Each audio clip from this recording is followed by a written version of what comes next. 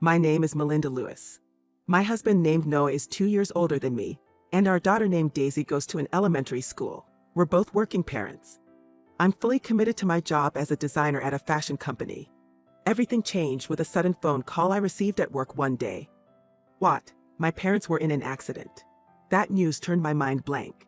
My travel-loving parents had met with a tragic accident during one of their trips and had passed away. They enjoyed traveling regularly, and this time, my father was driving. On their way to a tourist destination, their car unfortunately fell off a cliff. By the time passersby found them, they had already passed away. In a panic, I wrapped up my work and immediately contacted my husband. Hey, I need to talk to you. What's up? I'm pretty busy right now. Actually, my parents have died. What? Seriously? Yes. It seems there was an accident during their trip. By the time they were found, it was too late. As I delved into memories of my parents, tears unknowingly began to flow. Holding the phone, I couldn't stop the tears. Then Noah said, Melinda, this is no time to cry. Why are you being so cold? My parents have left this world. Do you understand? I'm on a business trip right now. Don't call me over trivial matters. Trivial? That's a terrible thing to say. What were my parents to you? I acknowledge I owe them gratitude, but to me, they were still outsiders. There's no point dwelling on the dead. You might have to deal with funerals and other procedures soon, but I can make it. What? Are they not family for you? Why would you say that? Because to me, they are strangers. I can't afford to miss work for strangers. If you understand, I'm hanging up now. I was simply stunned by Noah's attitude. When did he become someone who could so casually utter such cruel words? I seriously wondered. At that moment, it felt like something inside me had crumbled away. Noah used to put me first and treated me with deep affection. When he found out I was pregnant, he cried with joy and was overly considerate during the pregnancy. Since Daisy's birth, our family was supposed to be living harmoniously, but about a year ago, Noah's attitude began to gradually change. He began to avoid home, and his attitude towards the family grew increasingly cold. It seemed less that he disliked me and more that he had lost interest altogether. In the early days of our marriage, he used to notice even the smallest changes, but now, he doesn't even acknowledge a dramatic change in my hairstyle. No matter how much I tried, I couldn't catch his eye, and it only led to contempt. Hey, what's with that outfit? Why don't you dress your age? That floral skirt is a bit pathetic, isn't it? He teased with a laugh. Don't say that. You used to compliment me on it. You've changed a bit in appearance since we got married. Women change after having kids, huh? He chuckled mockingly. Thus, he mercilessly continued to mock my appearance. His words deeply wounded me. The rift that had developed between us was also felt by Daisy. She was concerned about the harsh criticism I received from Noah and always looked out for me. As I sat in the living room, feeling downcast, my mother-in-law named Olivia, with whom we lived, appeared. In fact, when Daisy started elementary school, we built a new house and started living with my in-laws. What's the matter, crying like that at your age? Actually, my parents. They've passed away. Oh, how come? It seems they were in an accident during their trip. Oh, dear. Both at the same time. You must feel a bit lucky, right? The insurance payout will be double. Let's take this opportunity to go out and eat something nice. How can you say something so cold? My parents are gone. How can you be so insensitive? Every life comes to an end eventually. It's just that theirs came a little sooner. Stop crying and start preparing dinner. I'm starving. Olivia was the typical difficult mother-in-law. I had hoped for some words of comfort upon the news of my own parents' death, but it seemed empathy was too much to expect from her. Afterward, with the help of relatives, I began to arrange the funeral. Citing business, Noah did not even show his face at the funeral. As I was disappointed, I decided to start divorce proceedings after the funeral of my parents. Once everything was prepared, I left a voicemail for Noah, who was on a business trip. I'm going on a long business trip. Please take care of your parents. I had no regrets left. I packed my bags and left the house I had lived in and cherished for many years.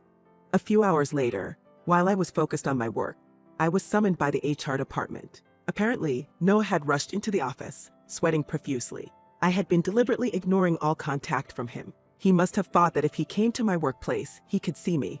I disliked the idea of seeing his face again, but I didn't want to cause a scene, so I reluctantly agreed to meet him. As I headed to the entrance, there was Noah, extremely agitated. Upon seeing me, he shouted with a mix of anger and bewilderment. What have you done? My parents are in a serious situation. I can't forgive this. I'm troubled by your sudden appearance. I'm in the middle of work. Aren't you supposed to be on a business trip? I rushed back after a call from my father. After you left, the family hasn't been able to have a proper meal. And what happened to my parents? My mother is hospitalized, and my father can't move. All your stuff is gone too. I decided to explain the situation to him, one detail at a time. Your mother's diabetes suddenly got worse, and she needed to be hospitalized urgently. You knew she had diabetes, right? I knew, but she always seemed healthy at home. Was it that serious? I replied calmly. She looked fine on the outside, but the actual inside, her condition was deteriorating. She suffered from severe headaches and eventually collapsed. The tests showed she was in danger, so she was admitted. She hardly took her prescribed medication and neglected her regular checkups, which made her condition worse. That's terrible. But why is my father bedridden? He showed no signs of illness and was always full of energy, wasn't he? I gently explained the situation to him. When your father was trying to take your mother to the hospital, he suffered a sudden back spasm.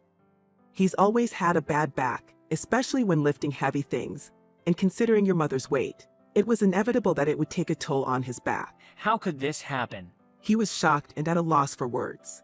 I continued to explain a past episode calmly. 2 years ago, she was diagnosed with diabetes, but she's always favored foods high in fat and sugar. There were always sweets within reach, and she constantly snacked on things like fries and chocolates. I tried to offer her meals with less fat, thinking of her health, but she wouldn't accept them. One evening at dinner, she expressed her dissatisfaction. What is this? This so-called stew has no taste of meat at all. I tried to explain to her. Thinking of your health, I cooked it as vegan. It's good for you and provides a feeling of fullness. This isn't a proper meal. I want to eat as I always have. This is not something I would eat. She rejected it, throwing the stew I made into the sink. This wasn't a one-time event. My cooking had been dismissed like this many times. Even when witnessing this, Noah said nothing, and sometimes he even blamed me. Hey, could you stop doing things that upset Mom? That's too earlier seemed like a challenge to her. I responded quietly. I made the vegan stew with Mom's health in mind. Continuing to eat high-calorie foods can lead to life-threatening issues. I was trying to make meals that wouldn't be a burden on her health. That's an unnecessary worry. Mom's healthy, and she should be able to eat what she likes. And stop making meals like today's. It affects me when you do that. Even when my father-in-law was present during our arguments, he never intervened. It felt more like a strong desire to avoid being involved than indifference. Despite being tossed about by the actions and words of Olivia and Noah, I had endured. I had thought about divorce many times, but I couldn't bring myself to do it because of Daisy and the fear of taking her father away. I was concerned about the social stigma of a fatherless household, but I no longer had any desire to live under the same roof as this man. My decision was already made. I told Noah calmly, "I'm sorry, but I don't want to talk any further. Can you leave, as this is causing a disturbance?" He shook his head firmly. I can't accept this. I'm not leaving until we have a proper talk. I sighed and suggested, "All right, let's go somewhere away from here." Since it was lunchtime, we headed to a nearby cafe to continue our conversation. As soon as we sat down, Noah began to question me earnestly. Then, what's your plan for my parents' care? You're going to quit your job and look after them, aren't you? I repeated in surprise. "What are you talking about? Why should I have to look after your parents? That's your responsibility. They are strangers." He raised his voice. Strangers? They're my parents. They're supposed to be your family too. We might not be blood related, but our family bond should remain unchanged. I replied quietly, "No, once we divorce, I will be a stranger to you, and I won't have any such duty. There will be no reason for me to care for your parents anymore." He asked with confusion. Stranger? What did you just say? Realizing he hadn't understood the full impact, I clarified. "Didn't you see the divorce paper I left in the living room? I've signed it already. I was waiting for you to sign it so we could move forward with the proceedings." He muttered in a daze. Divorce? Clearly, he had been too preoccupied with his parents' crisis to notice our marital issues. "Don't draw tension here. Please, sit down and let's discuss this calmly." Still shaken, he inquired. Are you seriously thinking about divorce? I responded decisively. Yes, I am serious. Do you think I'm joking? But I thought you were just going on an extended business trip. That long business trip was not precise. In reality, I'm transferring to another branch in a different state. The move is scheduled for later. He was shocked and said, I wasn't informed of any such thing. I explained to him calmly. I've arranged for a transfer with the company considering the divorce. It's not necessary for you to know to which state. He was at a loss for words. Are you really determined to get a divorce? Don't you think it's pitiful for Daisy? His face, standing in front of me, told me he hadn't seen this coming at all. I kept my composure in front of him and answered, Isn't it obvious?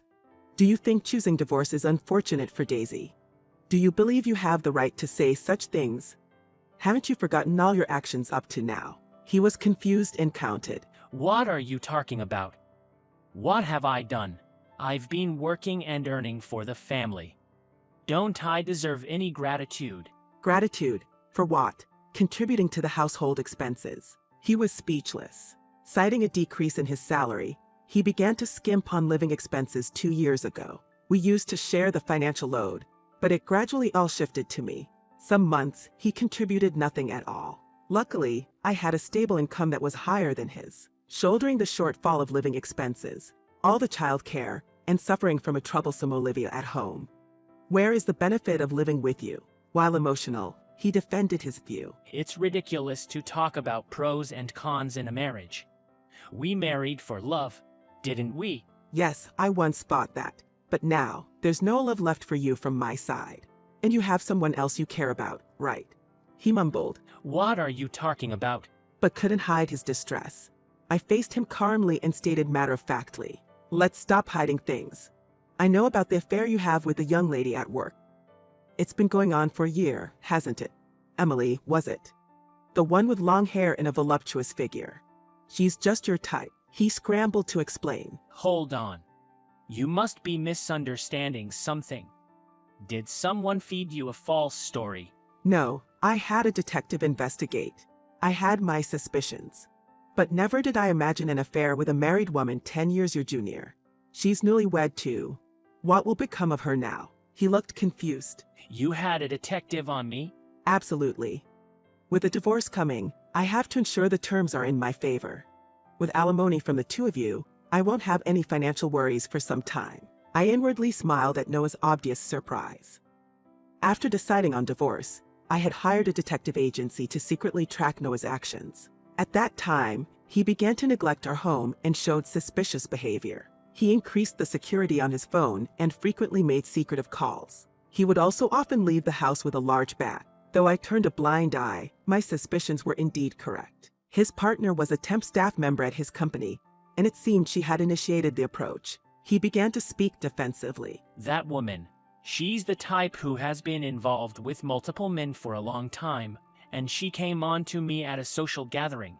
Of course, I rejected her. But she was insistent. So you're trying to say you're not at fault. It's true she may have had relations with others, but ultimately, you were the one involved with her. He was visibly shocked by this revelation. She was with others too. Really? With a note of revelation, I presented the facts. According to the detective agency, she's been seeing 3 men, including you. But she said I was the only one. I calmly laid out the accusation as he hit the table in clear frustration.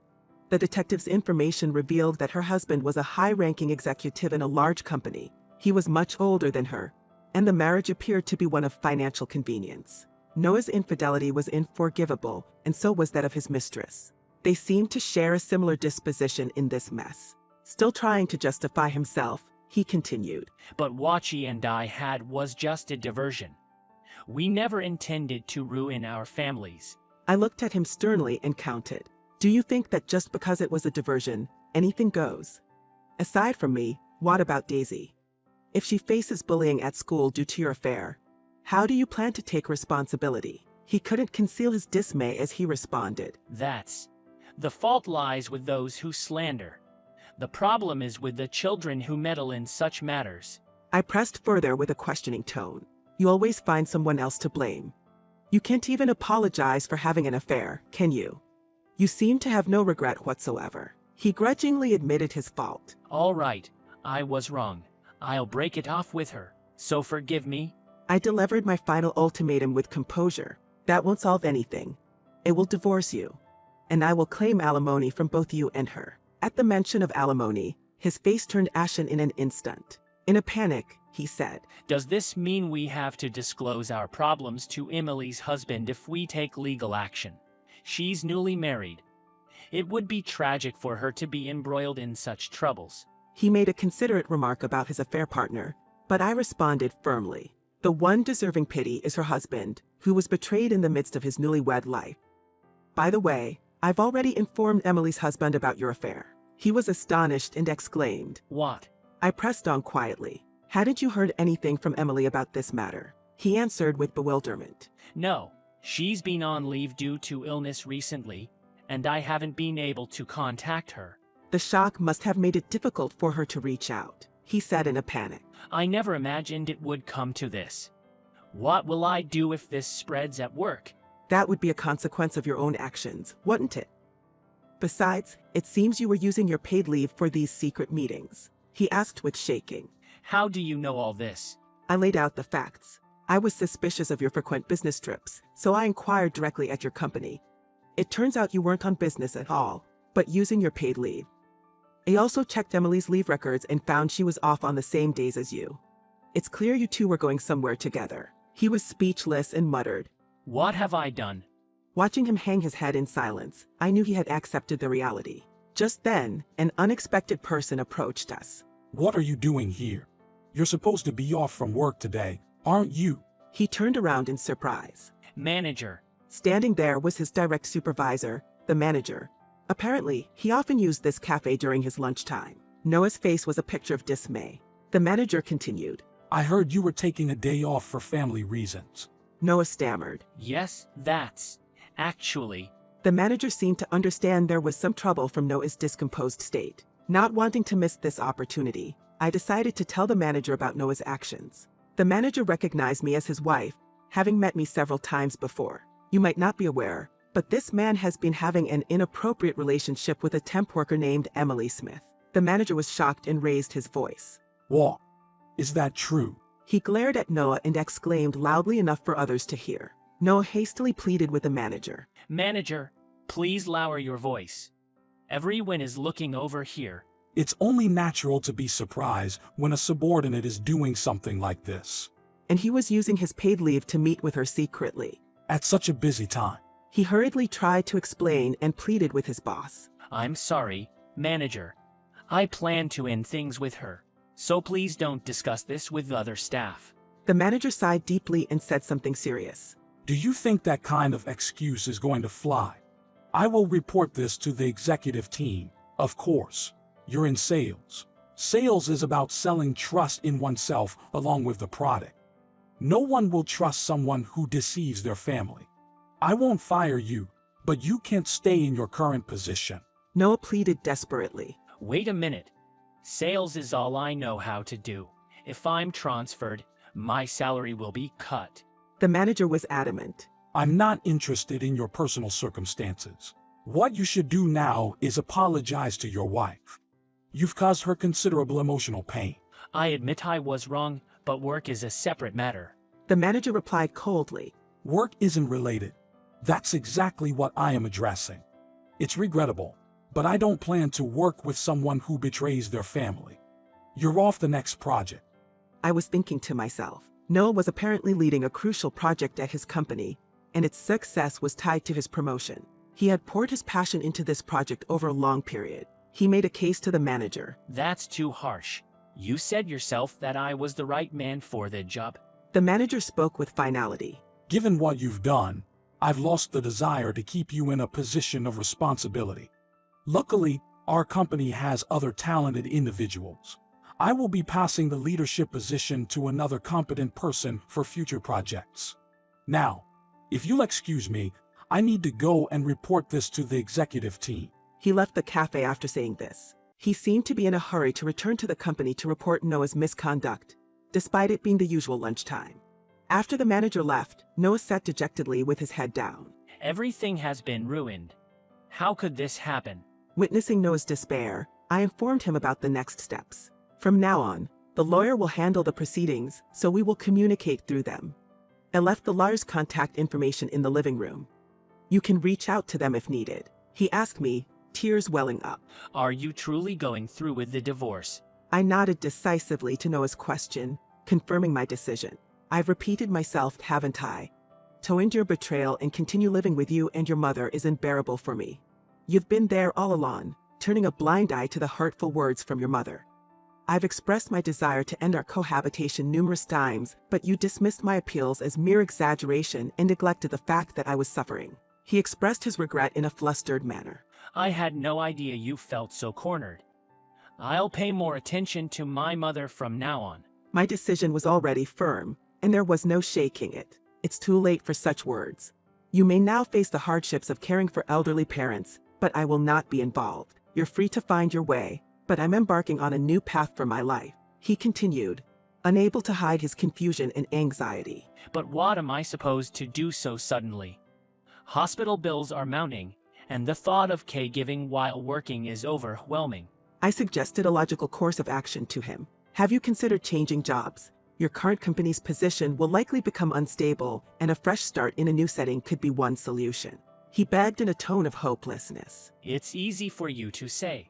Please reconsider, won't you? I declared calmly but with firm resolution. It's no use.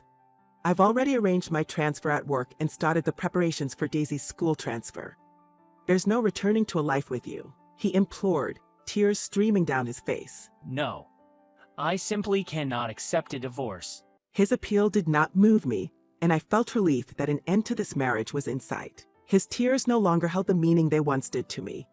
As he began to cry out loud in the cafe, I felt bewildered. His actions turned the atmosphere of the place, resembling a child who couldn't get what they wanted. Feeling the gaze of others and my own embarrassment, I left the cafe, leaving him behind. I was informed that he continued to cry for a while after I had left. A young onlooker thought the scene amusing and filmed a video, pixelating the faces before uploading it to social media.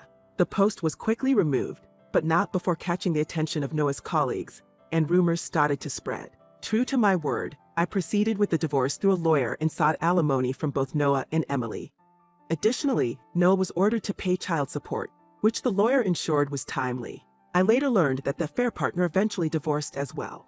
I was on my way to regaining a peaceful life. Meanwhile, Noah was also facing alimony demands from Emily's ex-spouse, leading to his resignation from his job. Noah and Emily continued their affair for some time, but she refused to care for his in-laws and left him. She appeared to be leveraging her youth to seek a new future. Noah, needing to care for his father, was compelled to live off part-time jobs, foregoing full-time employment. On the other hand, I was fully engaged in my new role at work, and my dedication was rewarded with significant responsibilities. The job was fulfilling, and I had successfully achieved a salary raise. Daisy adjusted swiftly to her new school, enjoying her days with her new friends. I had no regrets about transitioning to life as a single mother. Watched over from heaven by my parents, I was resolute in growing personally while supporting Daisy's growth. With a positive approach to each day, I was confidently looking ahead to our future.